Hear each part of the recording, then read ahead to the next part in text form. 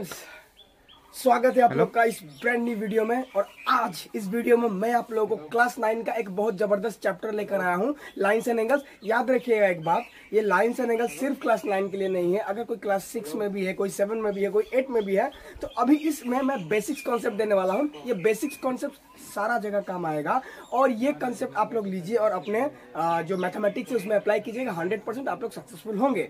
तो चलिए स्टार्ट करते हैं। मैं एसएमएस और इंग्लिश दोनों में बताऊंगा। तो सबसे पहले लाइन्स एंड एंगल्स। अब लाइन्स एंड एंगल्स में क्या होता है, मान लीजिए एक लाइन है जो एकदम सीधा ऐसे आ रहा है, जिसका दोनों तरफ नॉन एंडिंग पॉइंट है।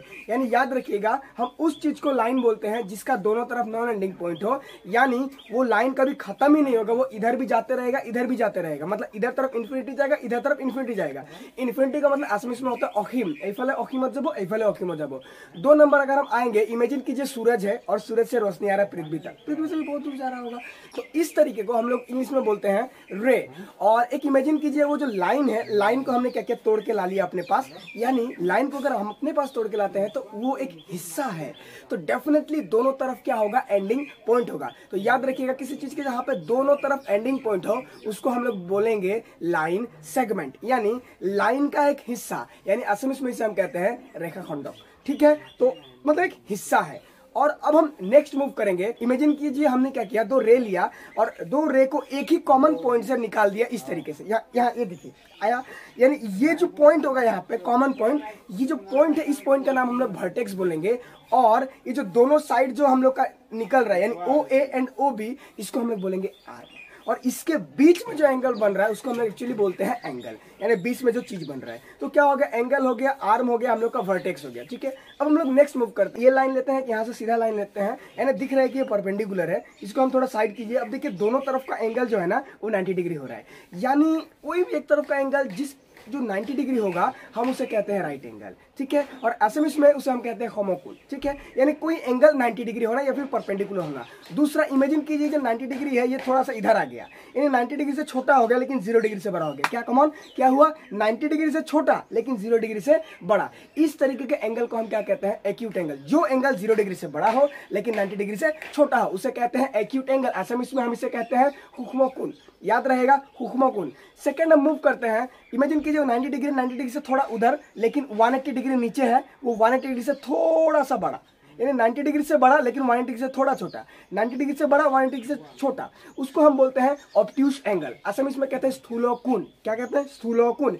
यानी एक मान लीजिए एक सीधा लाइन है, इसको हम कहेंगे स्ट्रेट एंगल। ठीक है, सीधा लाइन स्ट्रेट एंगल। यानी स्ट्रेट एंगल में कितना डिग्री होता है, 180 डिग्री। याद रहेगा। तो स्ट्रेट एंगल और जो हम लोग का राइट एंगल है, राइट एंगल से बड़ा लेकिन स्ट्रेट एंगल से छोटा, यानी बीच से कोई एक लाइन आएगा, उसको हम क्या बोलेंगे, उसको हम बोलेंगे ऑब्ट्यूस एंगल, स्थूलोकुन। याद रहेगा। एक तीसरा चीज, मान लीजिए हम लोग के पास ये सीधा आर्म आया, ये एक आर्म आया, इस तरीके से नीचे का एंगल बन रहा है। नीचे वाला एंगल याद कीजिए, उस नीचे वाले एंगल को हम लोग कहते हैं रिफ्लेक्स एंगल।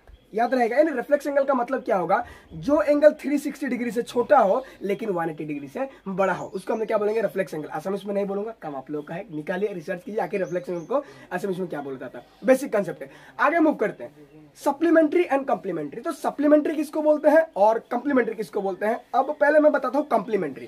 कंप्लीमेंट्री मतलब मान लीजिए आपके पास एक एंगल है 30 डिग्री, एक एंगल है आपके पास 60 डिग्री।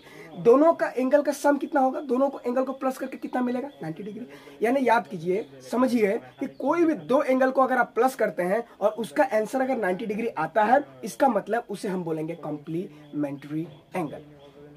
क्या बोलेंगे, कॉम्प्लीमेंट्री एंगल। यानी 2 एंगल का सम को हम लोग बोलेंगे कॉम्प्लीमेंट्री एंगल। यानी असमिस में बोलेंगे पूरक कोण।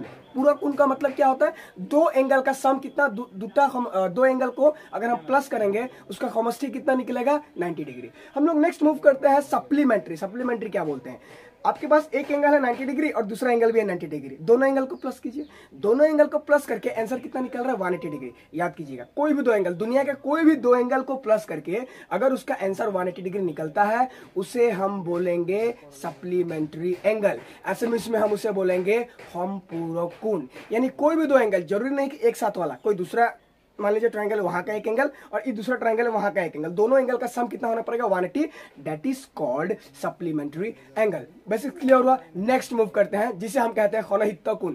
अनहित कोण क्या होता है? Adjacent angle. अब एडजेसेंट एंगल मतलब क्या होता है? देखिए जैसे एक घर है, घर में एक वाल है, वाल क्या कर रहा है? दोनों तरफ डिवाइड कर रहा है, यानी एक कॉमन वाल है, लेकिन इसके साइड वाला इसके साइड वाला हम लोग क्या बोलेंगे? एडजेसेंट बोलेंगे। ठीक, अगर ये हम लोग का एक रे है, दो हम लोग का आर्म है, यहाँ से मान लीजिए कॉमन हम लोग का जो आर्म निकल रहा है, यानी ये एक एंगल बन रहा है, ऊपर वाला एक एंगल बन रहा है, यानी दोनों जो एंगल बन रहा है ये दोनों एक साथ में है और उसको एक कॉमन आर्म डिवाइड कर रहा है, तो हम लोग उसको बोलेंगे एडजेसेंट एंगल।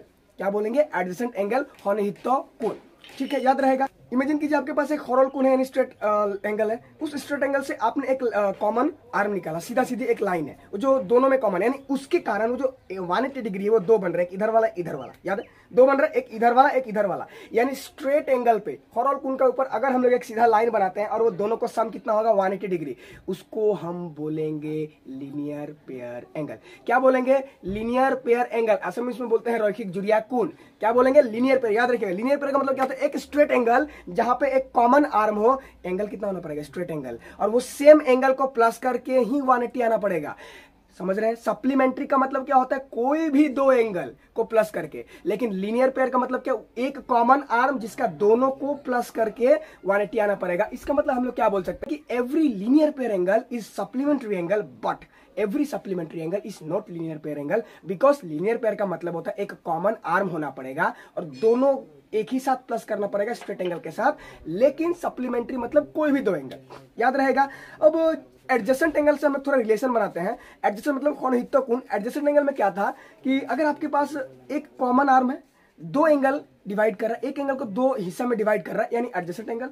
देखिए लीनियर पेयर है, एक एंगल है पूरा 180, लेकिन उसको एक कॉमन आर्म डिवाइड करें, इस हिस्सा वाला इस हिस्सा वाला, उसको भी हम लोग क्या बोलेंगे? Adjacent angle. So every linear pair is an adjacent angle, लेकिन every adjacent angle is not a linear pair, because adjacent angle को फर्क नहीं पड़ता कि एंगल 180 डिग्री को हम लोग डिवाइड कर रहे हैं या फिर 50 डिग्री को या फिर 90 डिग्री को, डिपेंड करता है वो कैसे भी। लेकिन लीनियर पेयर मतलब 180 को ही दो हिस्सों में भाग करना। अब जब नेक्स्ट मूव करेंगे, इमेजिन कीजिए आपके पास दो लाइन है, वो एकदम इंटरसेक्ट कर रहा है, यानी कोटाकोटी कोरा रेखा। अब जब वो दोनों आपस में इंटरसेक्ट कर रहा है, तो देखिए एक हम लोग का वहां पे लीनियर पेयर ऐसे बनेगा, इधर वाला लीनियर पेयर, फिर से इसके साथ ये वाला लीनियर पेयर। अब एक यहाँ पे नया कंसेप्ट आएगा, इसको हम बोलेंगे vertically opposite angle. Vertically opposite angle मतलब क्या? अगर ये लाइन देखिए इंटरसेक्ट कर रहा है, ऊपर वाले के साथ नीचे वाला और इधर साइड वाले के साथ इधर साइड वाला, ये दोनों आपस में क्या होगा? इक्वल होगा। यानी इक्वल क्यों होगा? इक्वल इसलिए होगा क्योंकि दोनों वर्टिकली ऑपोजिट एंगल है। याद रहेगा ये बात। वर्टिकली ऑपोजिट एंगल को असमिया में क्या बोलते हैं? विप्रतिपक्षीय कोण। याद रहेगा ये बात, यानी वर्टिकली ऑपोजिट एंगल। ये सारा का सारा मैंने बेसिक्स कंसेप्ट आपको बता दिया है। नेक्स्ट वीडियो में हम लोग कुछ क्वेश्चंस करेंगे और इससे आगे बढ़ के जाएंगे। सो ये वीडियो उम्मीद करता हूँ पसंद आया होगा, और ये इस बेसिस पे आप चैनल को जरूर सब्सक्राइब कीजिए, और ये वीडियो पूरा देखने के लिए, आप लोग का ढेर सारा प्यार देने के लिए और एग्जाम में अच्छे मार्क्स लाने के लिए ऑल द बेस्ट।